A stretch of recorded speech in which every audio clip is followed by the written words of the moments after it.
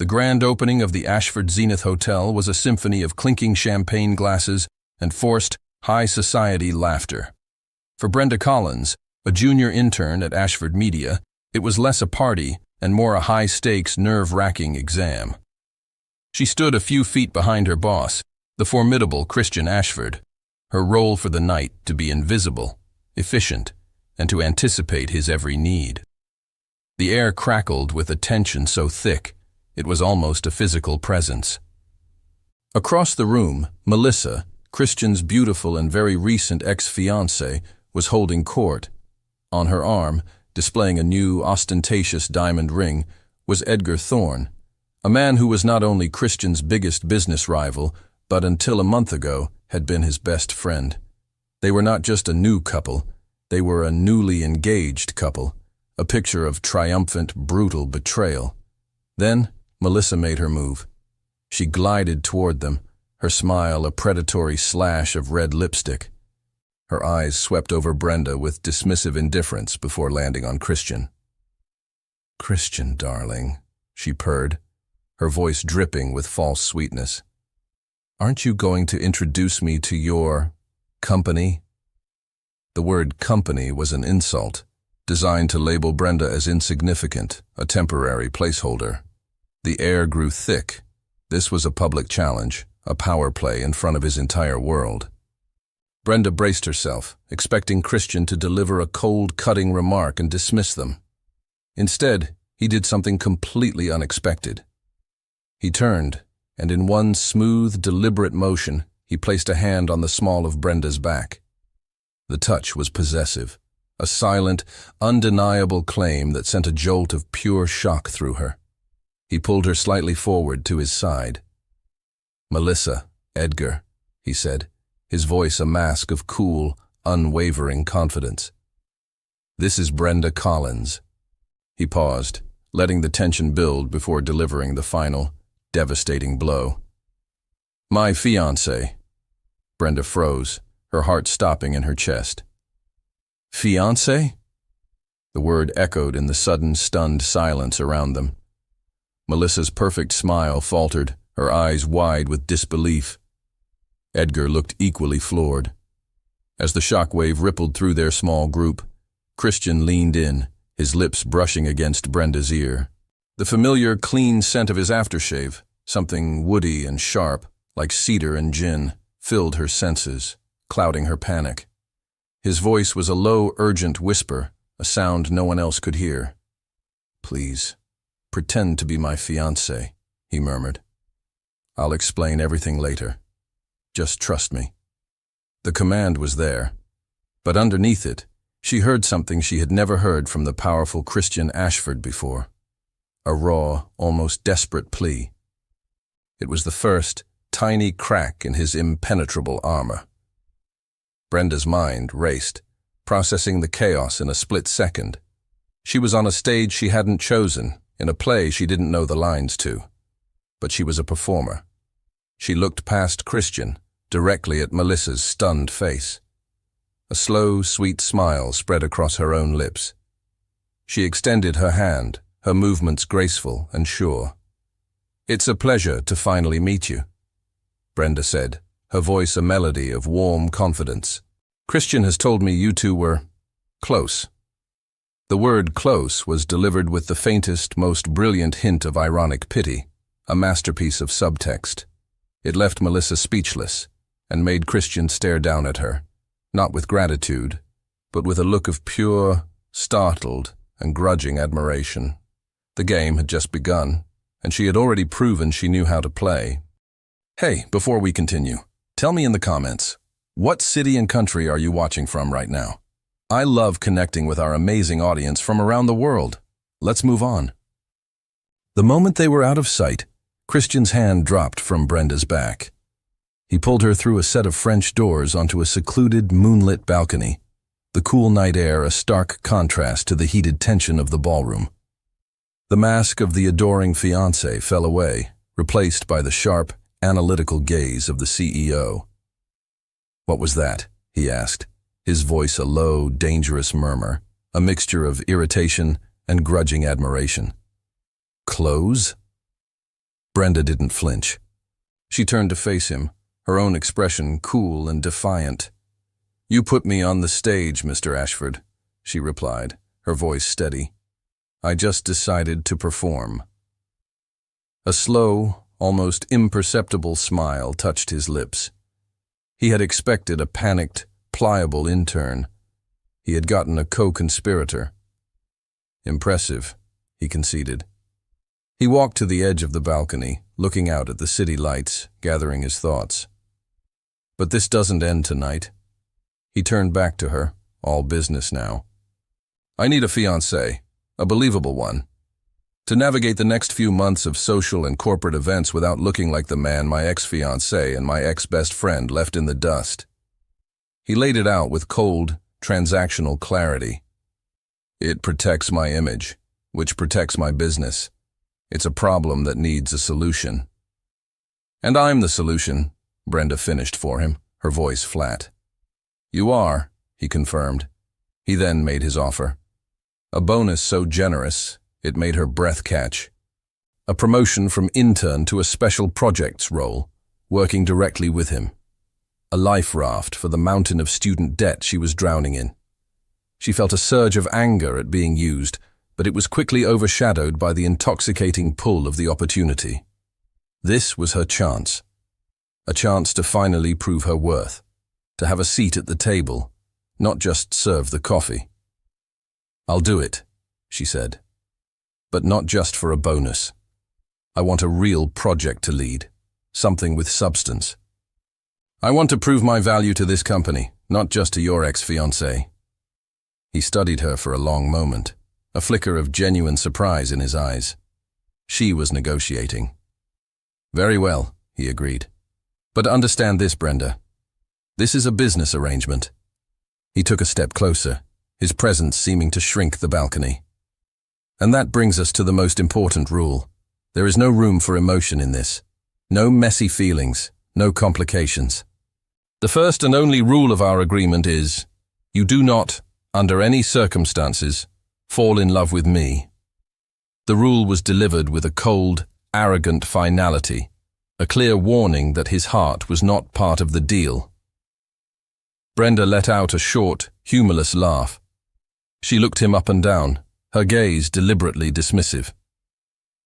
"Don't worry, Mr. Ashford," she said, her voice dripping with a confidence she didn't entirely feel.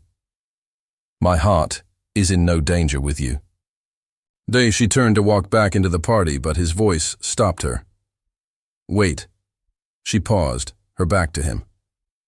"For this to work," he said, his tone shifting slightly, "we need to be convincing. I need to know more about you, and you about me." He paused. "Our first real date is tomorrow. Lunch. And Brenda," he added, his voice a low command. "Call me Christian." The next morning, the office was buzzing with the news. The story of Christian Ashford's surprise engagement to a mysterious and brilliant young woman had already hit the society blogs. Brenda walked through the halls, her head held high, ignoring the whispers and the stunned stares of her former colleagues. Her first task was to prepare for their date. She spent the morning researching. Not him, but his past. She devoured every article about the golden couple, Christian and Melissa. The timeline was there in black and white, their engagement, their shared successes, and then the shocking, abrupt breakup just a month ago. As she scrolled through dozens of photos, she found it. A candid shot from a charity event a few months prior. Christian and Melissa were in the foreground, smiling for the camera. But in the background, almost out of focus, was Edgar Thorne. He wasn't looking at the camera. He was looking at Melissa, and the expression on his face was one of raw, unguarded desire. Brenda felt a chill run down her spine. She had seen that look before. The lunch was at a discreet, impossibly expensive restaurant. Christian, to her surprise, was surprisingly open, but she could sense it was a calculated openness. He was feeding her the lines for their story. "Melissa and I met in business school," he said, swirling the wine in his glass. "We were perfect on paper, driven, ambitious. A power couple." He sighed, a well-rehearsed sound of regret. But I was obsessed with work. I neglected her. I pushed her away. The breakup. It was my fault. He was painting a picture of himself as the classic workaholic who had lost the love of his life due to his own ambition. It was a good story, a believable one. But Brenda, armed with the knowledge from the photograph, saw the lie beneath the truth. He wasn't just telling her a backstory, he was practicing a narrative. She decided to test him. "It sounds like you still care about her a great deal," she said, her voice full of gentle, feigned sympathy. His reaction was instantaneous. A flicker of genuine, hopeful light sparked in his eyes. "I just think," he said, leaning forward slightly, his voice dropping, "that if she could see that I've changed, that I'm not just about work anymore, maybe things could be different." And there it was, the dark secret. It hit Brenda with the force of a physical blow. This entire engagement, this elaborate public farce, it wasn't about saving his reputation from Edgar and Melissa. It was about her. It was a grand, twisted, manipulative gesture designed to get Melissa's attention, to make her jealous, to win her back. Brenda wasn't his partner in revenge. She was a pawn. She was the bait in his sick, desperate game to reclaim his ex. At that exact moment, his phone buzzed on the table. He glanced at the screen, and his entire face lit up with a genuine, unguarded joy that made Brenda's stomach churn. "It's Melissa," he said, his voice breathless with an excitement he couldn't hide. "She wants to talk." He stood up abruptly, throwing a credit card on the table, his attention already a million miles away. He had completely forgotten Brenda was even there. "Thank you," he said distractedly as he rushed away. This was useful. Brenda sat alone at the table, surrounded by the trappings of a life she was supposed to be pretending to have. She watched him leave, her heart sinking into a cold, hard knot of humiliation and fury. The game had just been revealed, and she had no intention of being the losing piece. Brenda returned to the office, a cold, quiet fury simmering beneath her calm, professional facade. Useful. The word echoed in her mind. She wasn't his partner. She was a tool. A pawn in his pathetic, high-stakes game to win back a woman who had already chosen another man. Fine. If he wanted a convincing fiancée, he would get one. But she would play the part on her own terms. Later that afternoon, he called her into his office. He was still buzzing from his conversation with Melissa, a smug, self-satisfied energy radiating from him. "We have the annual Arts Foundation auction tonight," he announced, his tone brisk. "It's a key event. Melissa will be there. It's the perfect stage for our second act." He expected her to simply nod and follow his lead. "I agree," she said, her voice surprisingly bright. "But if we're going to be convincing as a couple, we need a better backstory than whirlwind romance. We need shared interests, a foundation." He looked at her, intrigued. "What are you suggesting?" "I'm suggesting," she said, a brilliant, dangerous idea forming in her mind, "that we buy our first piece of art together, as a couple, a symbol of our new life." Christian was impressed. The logic was sound. It was a smart, strategic move that would add a layer of authenticity to their farce. "An excellent idea, Brenda," he said, a genuine smile on his face. "Consider it approved." The auction was a glittering affair, held in a vast, modern gallery, and just as Christian had predicted, Melissa and Edgar were there. Melissa watched them, her eyes sharp and analytical, trying to gauge the reality of their relationship. Brenda played her part to perfection. She moved through the crowd, her hand tucked in the crook of Christian's arm, pointing out pieces, whispering observations about brushwork and composition. Then she saw her opportunity. She led Christian to a small, unassuming painting by a relatively unknown artist. It was a moody, abstract piece. "This one," she said, her voice full of a feigned, breathless admiration. "It's perfect." Christian looked at the painting, unimpressed. "It's a bit bleak, don't you think?" I think it's passionate, she countered. As if on cue, she heard Melissa's distinct, dismissive laugh from behind them. Oh, that piece? Melissa said to a friend, just loud enough for them to hear. It's so derivative and depressing. I can't imagine who would ever want that hanging in their home. Brenda looked at Christian, her eyes wide with a manufactured hurt. But I love it, she whispered. It was the perfect move. In that moment, he had a choice. Agree with the sophisticated taste of his ex-fiancée or defend the honor of his new one. His jaw tightened.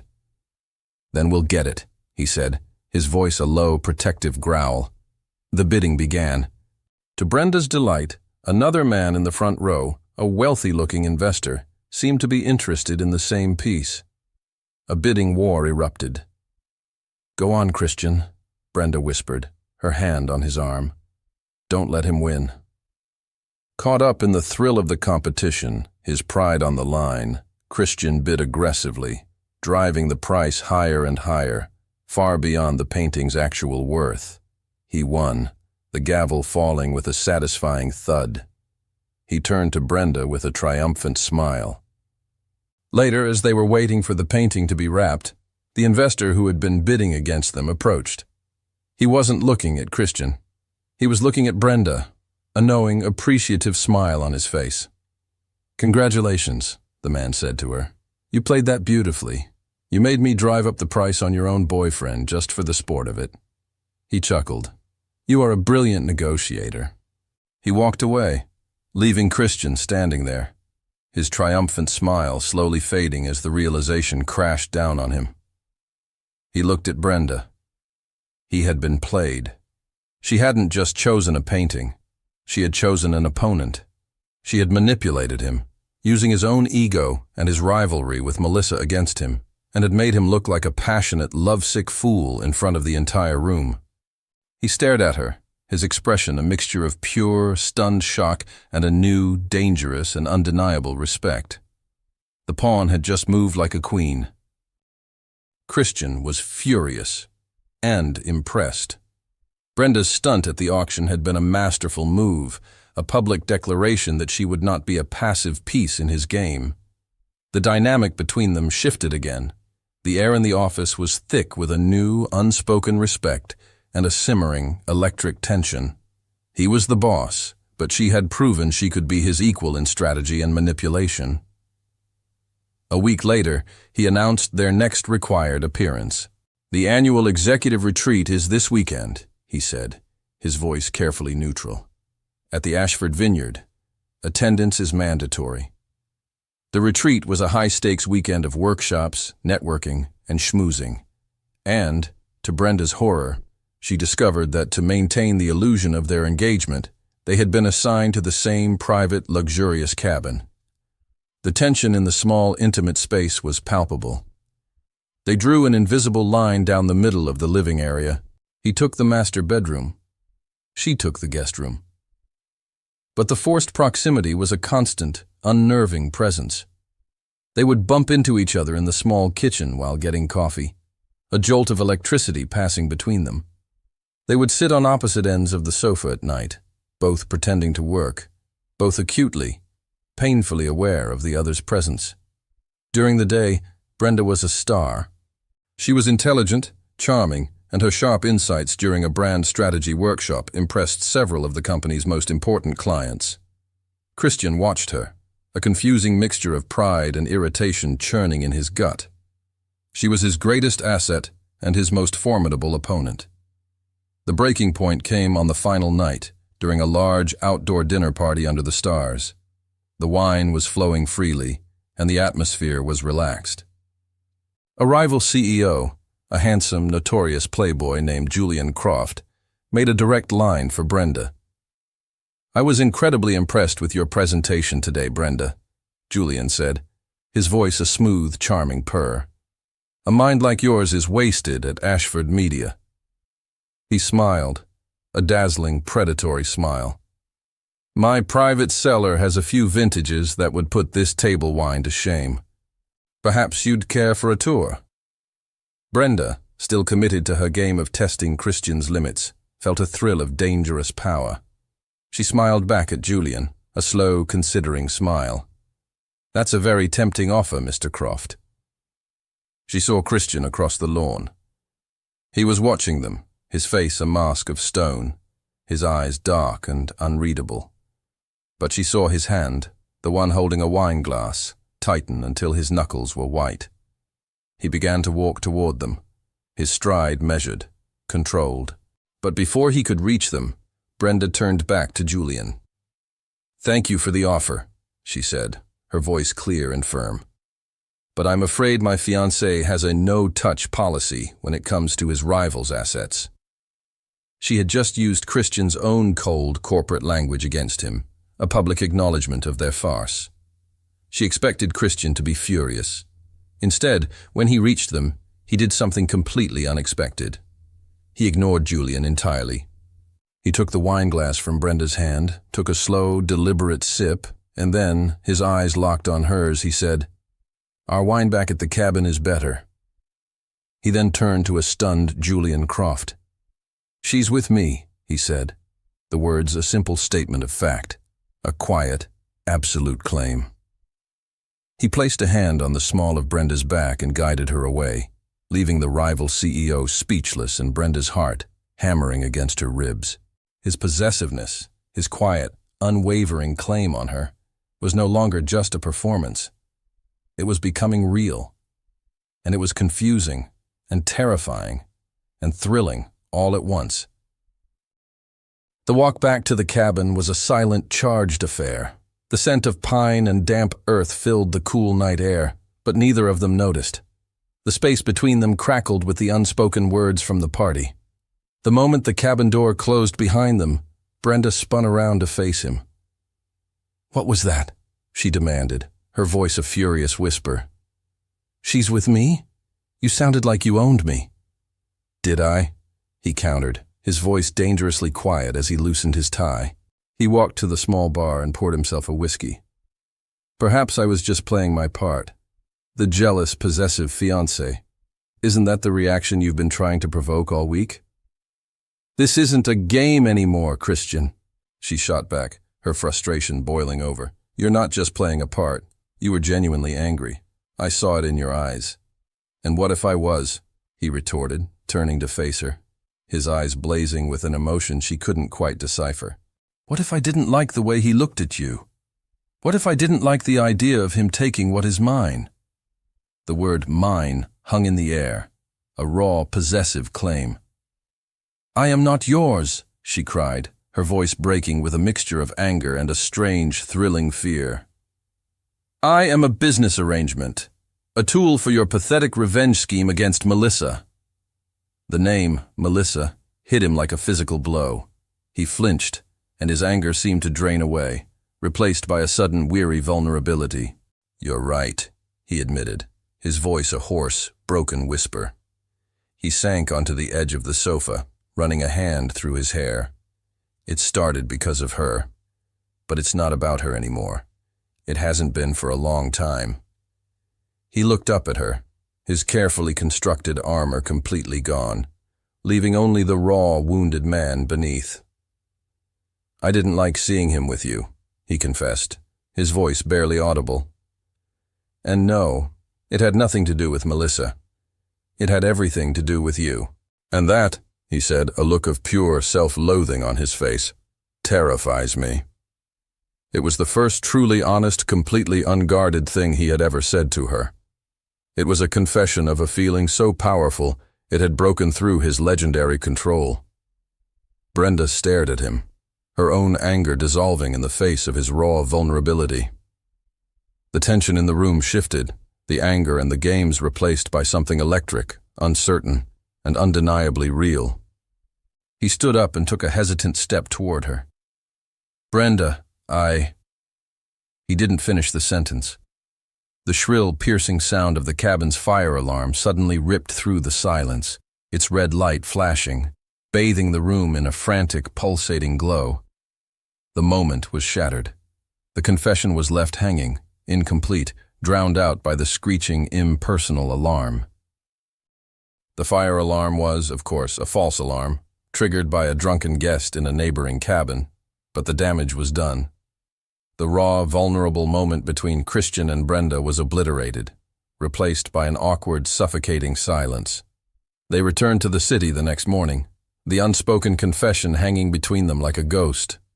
Christian, terrified by his own emotional exposure, retreated back behind his walls of ice. He threw himself into his work, his interactions with Brenda becoming clipped and brutally professional. He was trying to put the genie back in the bottle, to pretend the night in the cabin had never happened. But Melissa Thorne, née Remington, sensed the shift in the winds. She had seen the way Christian had claimed Brenda at the retreat. She had heard the whispers about their devotion. Her plan to make Christian jealous had worked, but it had worked too well. He wasn't crawling back to her. He was genuinely moving on. And her pride could not allow that. She decided it was time to change tactics. She called Christian, her voice a carefully crafted melody of sadness and regret. "Chris," she began, using the old, intimate nickname. "Can we talk? I need to see you. I'm not happy." Christian, still confused and conflicted about his feelings for Brenda, felt a pang of his old, familiar sense of responsibility. He agreed to meet her for coffee at a discreet downtown cafe.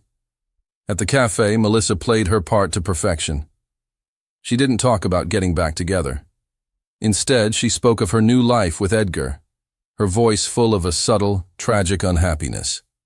"He's a good man," she said with a sigh, stirring her latte. "But he's not you, Chris. He'll never be you." She looked up at him, her eyes wide and seemingly sincere. "And he's always been so jealous of your success, of our past." She leaned in, her voice dropping to a conspiratorial whisper. "Be careful, Christian. He's been making some aggressive moves in the market lately. I'm worried he might try to come after your company, just to prove he's better than you." It was a masterful move. She was not the aggressor. She was the concerned friend, the tragic ex, warning him about a threat from her new husband. She was planting a seed of doubt, positioning herself as an ally, a potential source of inside information in his war against Edgar. She was playing both sides. And then the universe delivered her a final, perfect gift. Brenda, on her way back from a meeting, decided to stop at that same cafe for a coffee to go. As she stood in line, she saw them, tucked away in a corner booth, their heads close together in intimate conversation. She couldn't hear their words, but she saw the scene. She saw the way Melissa placed a hand on Christian's arm, the look of deep, serious concern on his face as he listened to her. It was a confirmation of her deepest, most painful fear. The retreat, the confession, the almost kiss, it was all just a momentary lapse. He was still playing the game, and she was still just the pawn. Her heart, which had just begun to open to hope, slammed shut. A cold, familiar numbness washed over her. She didn't make a sound. She didn't let them see her. She simply turned, walked out of the cafe, and disappeared into the anonymous city crowd, her heart a block of ice in her chest. The sight of Christian and Melissa together in the cafe was a brutal confirmation of Brenda's worst fears. She retreated, her heart encased in a protective layer of ice. The next day at the office, she was a different person. The warm, challenging partner was gone, replaced by the cool, efficient, and utterly remote intern she had been on her first day. She was polite. She was professional. She was a ghost. Christian felt the shift immediately. The easy camaraderie, the charged silences, the shared glances, it was all gone. She responded to his questions with curt, direct answers. She avoided his gaze. She never entered his office unless specifically summoned. He was frustrated, confused, and to his own annoyance, deeply hurt. He didn't understand what had happened. The breaking point came during a high-stakes meeting with a potential new investor, a notoriously difficult man named Mr. Peterson. Brenda was presenting the market analysis, her voice clear and steady, her arguments flawless. In the middle of her presentation, Peterson, a man who enjoyed his own power, interrupted her. "That's a very passionate analysis, Miss Collins," he said, a dismissive, condescending smirk on his face. "But perhaps we should leave the numbers to the men in the room." The comment was a crude, sexist hand grenade thrown into the middle of the meeting. The room fell silent. Brenda froze for a fraction of a second, a familiar flush of humiliation creeping up her neck. Before she could even formulate a response, Christian spoke. His voice was not loud. It was a low, quiet, and absolutely lethal blade of ice. "Excuse me, Mr. Peterson," he said. Peterson, startled by the tone, turned to him. "Just a bit of levity, Ashford." "I don't find incompetence amusing," Christian replied, his eyes as cold as a winter storm. "Miss Collins is the most brilliant strategic mind in this company. Her analysis is the reason we are even considering this deal. If you are incapable of recognizing the talent sitting in front of you, then you are not the kind of partner we are interested in." He stood up, a clear, final dismissal. "This meeting is over." The investor, a man who controlled billions, stared, his face a mask of stunned disbelief. He had been publicly, brutally neutered. He stammered an apology and practically fled the room. The rest of the team quickly, silently filed out, leaving Brenda and Christian alone in the vast, silent boardroom. She was in shock. He had just risked, and likely lost, a multi-million-dollar contract to defend her honor. It was not a calculated move. It was not a performance. It was a raw, protective instinct. "You didn't have to do that," she whispered, her voice trembling. He turned to her, his expression serious, his anger gone, replaced by a deep, frustrating confusion. "Yes," he said, his voice a low growl. "I did. No one speaks to you that way." He took a step closer, his eyes searching hers. "What's wrong, Brenda?" he asked, his voice softening. "Talk to me. That day at the cafe with Melissa. It wasn't what you think." The memory of the cafe, of her own heartbreak, came rushing back. She took a step back, the wall of ice firmly back in place around her own heart. "It's fine, Christian," she said, her voice as cool and professional as his had ever been. "You don't owe me any explanations." She gathered her files. "After all, what we have is just business, isn't it?" The annual Ashford Media Company Gala was supposed to be the triumphant culmination of their public farce. It was a glittering, high-profile event, and Christian and Brenda, for all intents and purposes, were the king and queen of the ball. They moved through the room with a practiced, professional grace, the perfect power couple. But beneath the surface, a cold war was raging. Brenda was polite, charming, and utterly remote. Christian was frustrated, confused, and increasingly desperate to break through the wall of ice she had erected around herself. He had decided that tonight he would end the games. He would find a quiet moment, he would tell her the truth about Melissa, and he would confess the true depth of his feelings for her.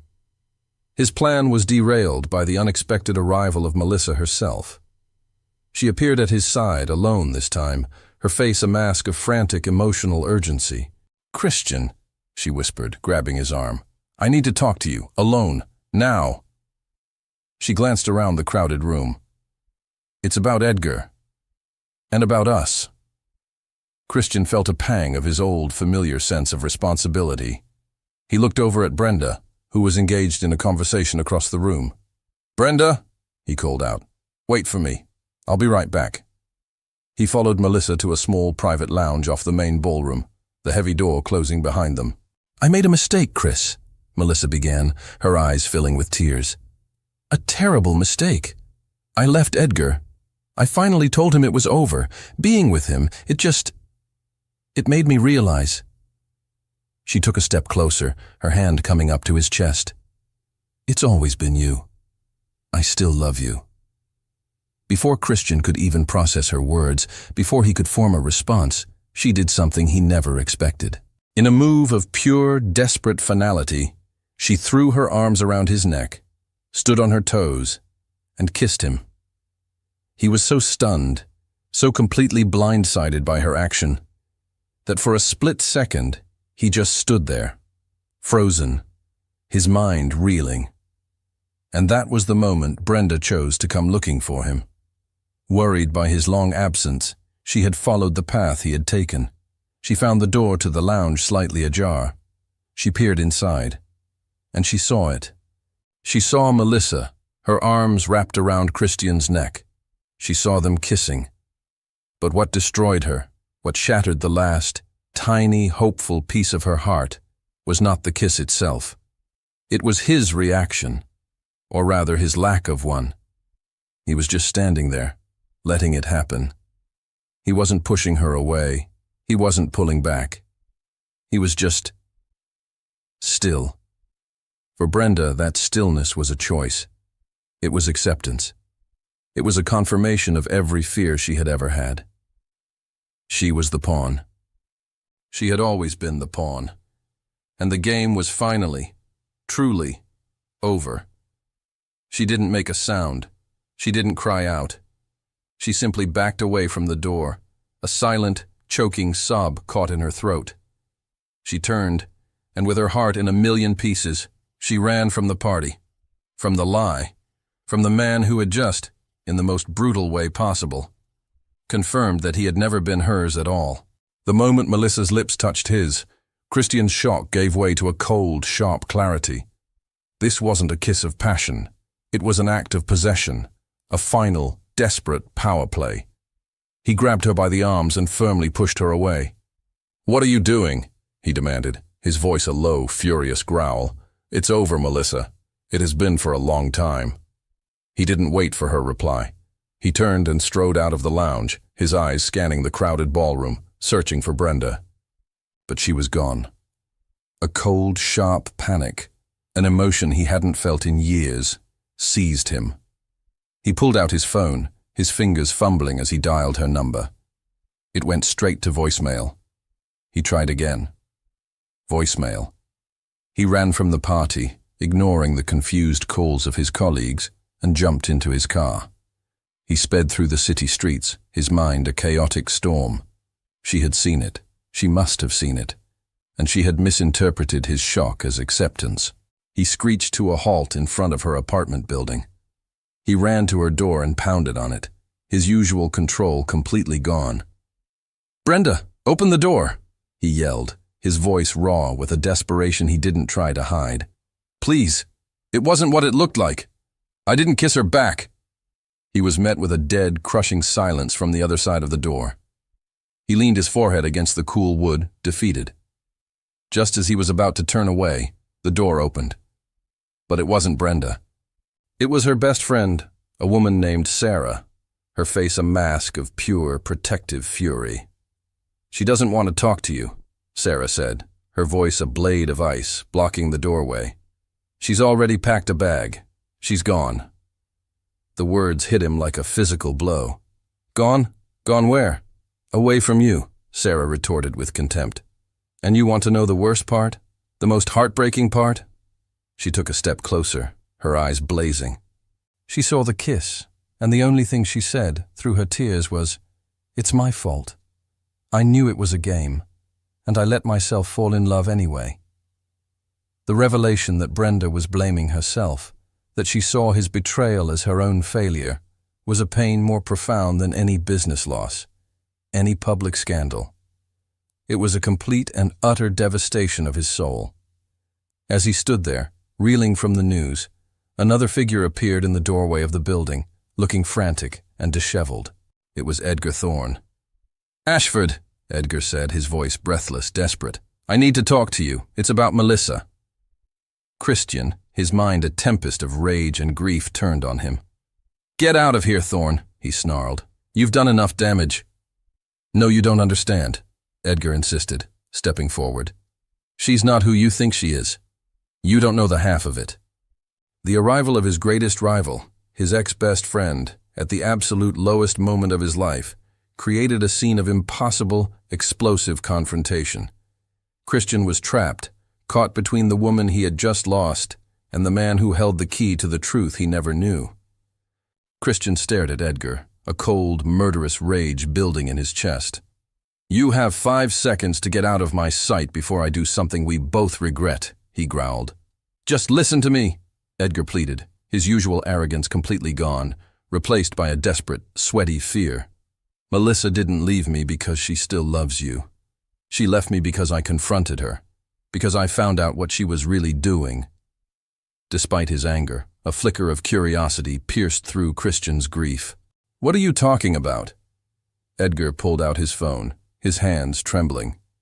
"She wasn't just your fiancée, Chris. She was a corporate spy." He showed Christian the screen. It was filled with emails, text messages, and encrypted files. Proof. Undeniable proof that Melissa, during the last year of their engagement, had been systematically leaking sensitive information from Ashford Media directly to Edgar at Thorne Industries. She had fed him insider knowledge on pending deals, marketing strategies, and proprietary technology, giving Thorne Industries an unprecedented advantage in the market. "The reason your father threatened her," Edgar confessed, his voice full of a bitter, self-loathing shame. "It wasn't because he found out about us. It was because his security team discovered the data breach. He knew she was the leak. He threatened to expose her for corporate espionage if she didn't disappear quietly." Christian's world tilted on its axis. The story he had believed for years, the story of a simple, painful affair, was a lie. It had been a calculated, brutal act of corporate warfare. But Edgar wasn't finished. The final revelation was the most devastating of all. "She didn't kiss you tonight out of love, Chris," Edgar said, his voice cracking. "She told me her plan. She knew you were falling for your new fiancé. She saw how happy you were becoming, and she couldn't stand it." He looked Christian in the eye, the truth a final, bitter pill. She wanted Brenda to see it. She wanted to destroy any chance you had at happiness, because you had become more successful, more powerful without her than she ever could have been with the information she stole. The kiss wasn't an act of passion. It was an act of war. The full, horrifying picture slammed into place. He hadn't just been betrayed in the past. He had been actively, maliciously sabotaged in the present. Melissa hadn't just broken his heart years ago. She had returned to try and salt the earth of his entire life. He thought of Brenda. He thought of her running away, blaming herself, believing she was the fool in a game where she had been the only innocent player. A cold, terrifying clarity washed over him. The grief, the anger, the confusion, it all coalesced into a single, sharp point of purpose. He pushed past Edgar, ignoring him completely. He pulled out his own phone and dialed a number he rarely used, the direct line to his head of security, a man who could find anyone, anywhere. "I need you to find Brenda Collins," Christian said, his voice no longer that of a desperate lover, but of a powerful, focused CEO on a mission. "Use every resource we have. I don't care about the cost. I don't care what it takes." He paused, his voice dropping to a low, dangerous growl. "Just find her." Brenda had run. She had taken the first bus out of the city, ending up in a small, quiet coastal town where the air smelled of salt and rain. She found a simple hotel room with a window that looked out onto the gray, churning ocean, a perfect mirror for the storm inside her. The pain of Christian's betrayal was a constant, physical ache, but beneath it, a stubborn fire began to burn. She would not be a victim. She would not let his cruel game be the end of her story. Determined to reclaim her life, she threw herself into the only thing she could control: her future. She spent hours polishing her resume and sending out applications, her nights haunted by memories of shared laughter and a single devastating kiss. A week later, an email landed in her inbox that made her heart stop. It was from a major marketing firm. They had seen her presentation at the Ashford Media Board meeting and were impressed. They were offering her a job. The offer was fantastic. A senior management position, a salary that was more than she had ever dreamed of, and a chance to prove her worth on her own terms, far from Christian's shadow. It was the validation she craved. As she sat in her quiet hotel room, staring at the offer on her laptop screen. A soft, hesitant knock came at the door. Her heart pounded. Cautiously, she opened it. It was Christian. He stood there, looking tired, his immaculate suit slightly rumpled. The powerful CEO was gone. In his place was a man who looked like he had been to hell and back. "How did you find me?" she whispered, her voice trembling, a wall of anger and hurt rising instantly. "I would have found you anywhere," he said, his voice quiet, serious. He didn't try to enter. "Brenda, please, don't close the door. Just give me 5 minutes.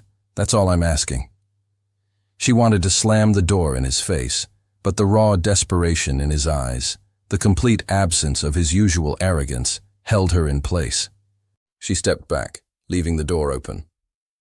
He walked in and stopped in the middle of the small room, looking completely out of place. "I'm not here to ask you to come back," he began, the words surprising her. "I'm not here to make excuses. I'm here to tell you the truth." He told her everything. He recounted Edgar's desperate confession, the details of Melissa's corporate espionage, the real reason for his father's threats years ago. He laid the entire ugly, complicated truth bare before her, his voice raw with a shame he didn't try to hide. "The kiss you saw," he finished, his voice cracking, "wasn't a moment of passion. It was an assassination attempt, and your heart was the intended target. She wanted to destroy any chance of happiness I had, and she knew that meant destroying you." Brenda sank onto the edge of the bed, her legs suddenly weak, the sheer multi-layered deception of it all washing over her. She had been a pawn in a game far more dangerous than she had ever imagined. "I know this doesn't change what I did," he continued, his voice dropping to a raw, pleading whisper. "I still used you. I started this whole thing with the worst possible intentions. I was arrogant and cruel, and I broke your trust in a way that is probably unforgivable." He took a hesitant step closer. "But I need you to know, Brenda. I need you to know that somewhere along the way, the game ended for me. I don't know when. Maybe it was at the auction when you outsmarted me. Maybe it was at the retreat when you called me a hypocrite. Or maybe it was the first moment I saw you at that gala." He stopped a few feet from her, his heart in his eyes. "I fell in love with you. I am so completely, terrifyingly in love with you. And that is the only part of this entire mess that was ever real." Tears streamed down her face as she listened. It was the confession she had dreamed of, wrapped in the nightmare of their reality. "I love you too, Christian," she whispered, the admission a painful, honest truth. "I think I have for a while. But that doesn't fix this." She looked around the small, anonymous hotel room. "I don't know who I am anymore. I don't know what's real. I look at you and I see the man who saved me and the man who broke me, all at the same time. I need time.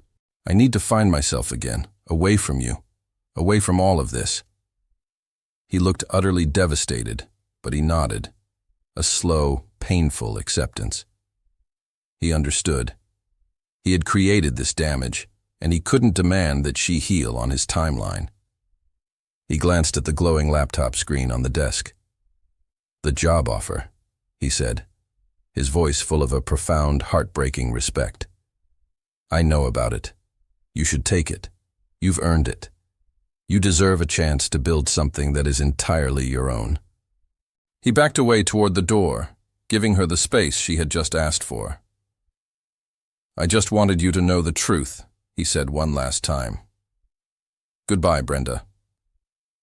He turned and walked away, leaving her alone in the quiet room. He was letting her go. He was giving her the freedom she thought she wanted, the independent life she had just been offered. And as she watched him turn his back, his shoulders slumped with a defeat that had nothing to do with business, she was faced with a choice. The perfect, successful life she had just been offered, or the broken, complicated, but undeniably real man who was walking out of her life forever. Brenda stood frozen in the doorway of her hotel room, watching Christian walk away. The job offer on her laptop screen glowed, a beacon of a safe, successful, and completely empty future. "Wait!" The word escaped her lips before she even realized she had decided. He stopped, his back still to her. "You can't just drop a bomb like that and walk away, Ashford," she said, a new fierce energy surging through her. "You don't get to be the noble, tragic hero. Not after what you put me through." He turned slowly, a flicker of confused hope in his eyes. "You're right," she said, walking toward him, her old fire returning. "I do deserve that job, but I'm not taking it." "Why not?" "Because," she said, stopping in front of him, "the CEO of that company, a man named Robert Peterson, is a known associate of Edgar Thorne. He's trying to acquire Ashford Media's radio division, and he wants to hire me, the woman who has intimate knowledge of your company's inner workings, right after your biggest rival tried to sabotage you. That's not a job offer, Christian. That's a declaration of war. And he thinks I'm going to be his weapon against you." Christian stared at her, his mind racing, connecting the dots. She was right. This wasn't a coincidence. It was another, more sophisticated attack. "So what are you going to do?" he asked, his voice a low, intense murmur. A slow, dangerous smile spread across her face. "I'm going to take the job," she said. He looked at her, shocked. "Brenda, no." "And," she continued, her eyes sparkling with a brilliant strategic light, "I'm going to become your inside source, your Trojan horse. I'm going to tear them down from the inside for what they tried to do to you and for what they tried to do to me." He was speechless. He had come here to set her free, and instead, she was offering to go back to war, not for him, but with him. "You don't have to do this," he said, his voice full of a raw, protective instinct. "I know," she replied, "but I want to. We started this together, Christian. Let's finish it." The next month was a whirlwind of high-stakes corporate espionage. Brenda accepted the job at Peterson's company, playing the part of the scorned, vengeful ex-employee perfectly. She fed them useless, misleading information while secretly funneling Peterson's real strategies and vulnerabilities back to Christian. They worked in secret, meeting late at night in quiet, out-of-the-way places. Their relationship now a thrilling, dangerous partnership. The lines between their personal feelings and their professional mission blurred completely. They were a team, a formidable, unstoppable force. The admiration between them grew with every successful move, every shared secret. They were no longer just falling in love. They were forging a bond in the fires of their shared battle, a bond of trust, respect, and a deep, powerful connection that was more real than any contract. The final move was a masterpiece of corporate warfare, orchestrated by two brilliant minds working in perfect sync. Using the information Brenda had gathered, Christian was able to anticipate and counter every one of Peterson's moves in the attempted hostile takeover. He didn't just defend against the attack. He turned it around, exposing Peterson's illegal market manipulation tactics to the board and the SEC. The fallout was swift and brutal. Peterson was forced out of his own company in disgrace, his reputation in tatters. The war was over. Brenda and Christian stood in the silent, empty boardroom of Peterson's former company in the middle of the night, the victory finally, completely, theirs. They were exhausted, but a triumphant electric energy crackled between them. "We did it," she said, a slow, satisfied smile on her face. "Yes," he replied, his eyes fixed on her, full of an admiration so profound it was almost tangible. "We did." He didn't kiss her. He didn't pull her into a passionate embrace. He did something far more significant. He walked over to the head of the long, polished table and pulled out a chair. "Sit down, Brenda." Confused, she did as he asked. He then walked to the other side of the table and handed her a thick, leather-bound folder. "I prepared this while we were working," he said. She opened it. Inside were not financial reports or legal documents. It was a meticulously detailed business plan. The title on the cover read, "Ashford and Collins Consulting, a Strategic Partnership." She looked up at him, her heart pounding. "I don't want to be your boss anymore, Brenda," he said, his voice quiet, serious. "And I don't want you to work for me. I want to be your partner, in everything." The folder contained the legal documents for the creation of a new independent strategic consulting firm, with two names listed as equal, founding partners, Christian Ashford and Brenda Collins. "I've already secured our first client," he continued, a small, proud smile on his face. "Ashford Media. They're prepared to offer us a very lucrative long-term contract." He was not offering her a job. He was not offering her a gift. He was offering her an empire of her own, a seat at the table as his equal, a partnership built not on a lie or a contract of convenience, but on a foundation of mutual respect and shared brilliance. He looked at her, his heart in his eyes, waiting for her answer. "So, what do you say, partner?" he asked, his voice a low, hopeful murmur. 6 months later, the air in the newly renovated downtown office buzzed with the sound of clinking champagne glasses and excited, powerful conversations. The grand opening of Ashford & Collins Consulting was the most talked-about event of the season. The space, which had once been a dusty, forgotten floor in a prime real estate building, was now a testament to Brenda's vision. Modern, vibrant, and filled with light. It was a space designed for collaboration and innovation, the complete antithesis of Christian's cold, minimalist fortress.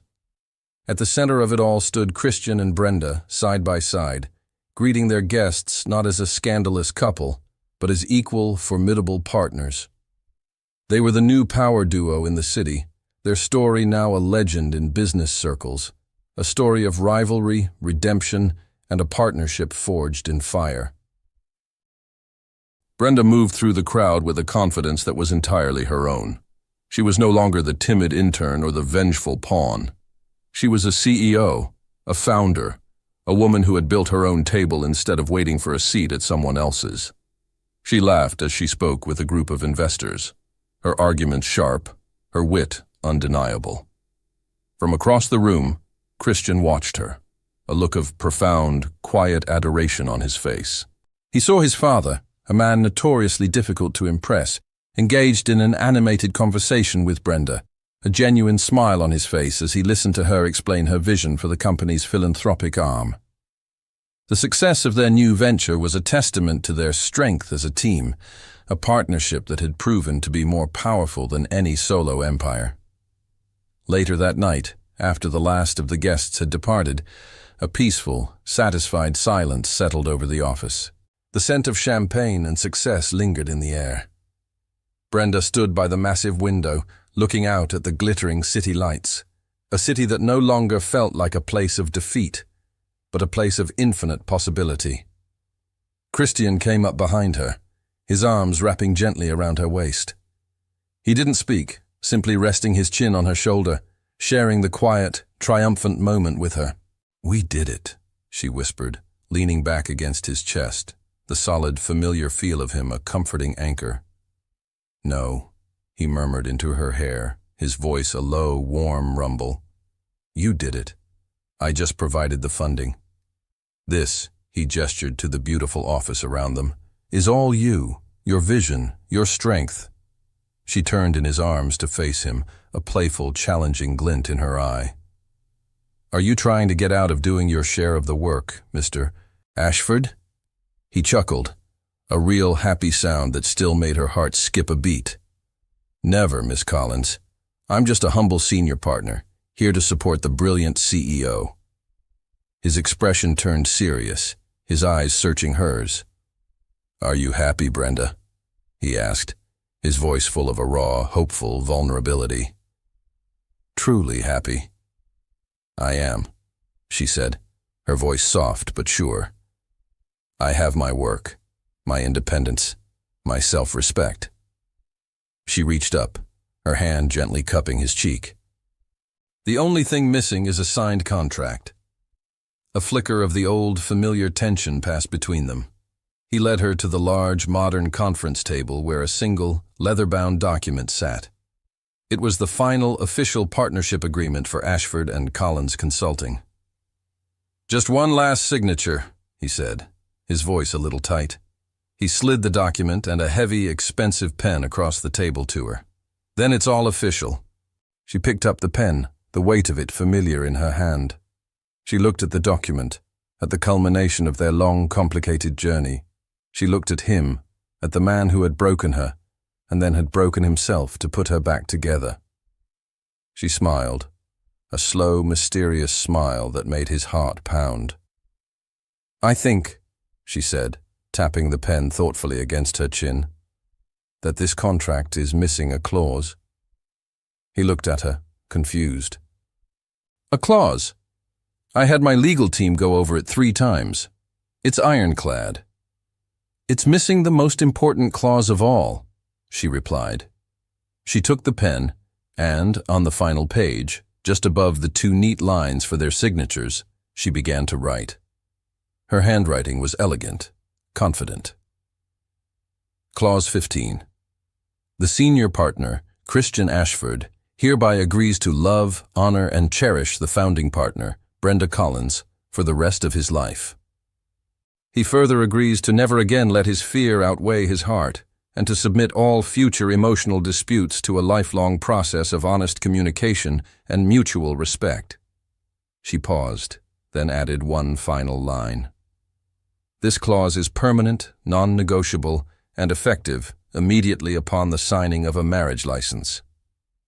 She turned the contract around and pushed it back toward him. "There," she said, her eyes sparkling with love and a triumphant, playful challenge. "Now it's perfect." Christian stared at the handwritten clause, his eyes scanning the words. He read it once, then twice.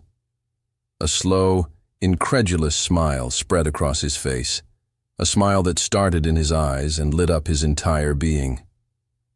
He looked up at her, at the brilliant, defiant, incredible woman who had not only become his equal, but had just outmaneuvered him one last time.